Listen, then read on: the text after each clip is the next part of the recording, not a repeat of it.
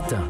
Patrick Cohen. Les pourquoi de l'actu, Philippe Vandel, pourquoi les Écossais portent-ils des kilts? Et oui, Julie, les kilts font l'actu. Hier, le PSG rencontrait le Celtic Glasgow, c'est un, et le CSA va examiner une plainte à cause d'une jurée de la Nouvelle Star qui est allée toucher sous le kilt d'un candidat. Malin. Bref, le kilt est écossais. Bah oui, c'est touché justement, on va voir ce qu'elle a touché.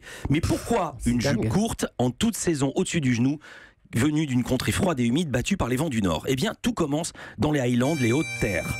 Là vivaient des paysans très pauvres, au point de ne pas avoir de vêtements cousus. Et pour s'habiller, les hommes s'entourent d'un tartan, une grosse pièce de laine qu'ils portent autour de la taille, tenue par une ceinture, et qui va des épaules jusqu'aux pieds. Ils dorment dedans également.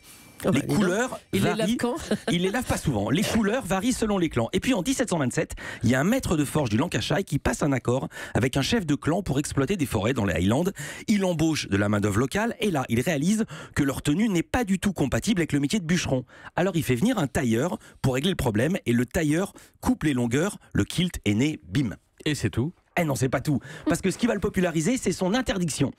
En 1745, le pouvoir britannique écrase une révolte locale. Le peuple, entre-temps, a abandonné le kilt, mais les élites vont prendre le relais comme affirmation de leur identité, car non seulement le kilt incarne l'Écosse, mais il va aussi à l'encontre des codes vestimentaires occidentaux qui veulent que les hommes portent des pantalons, donc il bafoue le pouvoir en place à Londres, et c'est un vêtement éminemment politique. Et 2 siècles plus tard, avec le renouveau celtique, d'autres peuples adoptent le kilt comme signe de ralliement, irlandais, gallois et même les Bretons. Ça alors, Philippe Vandel. C'est politique.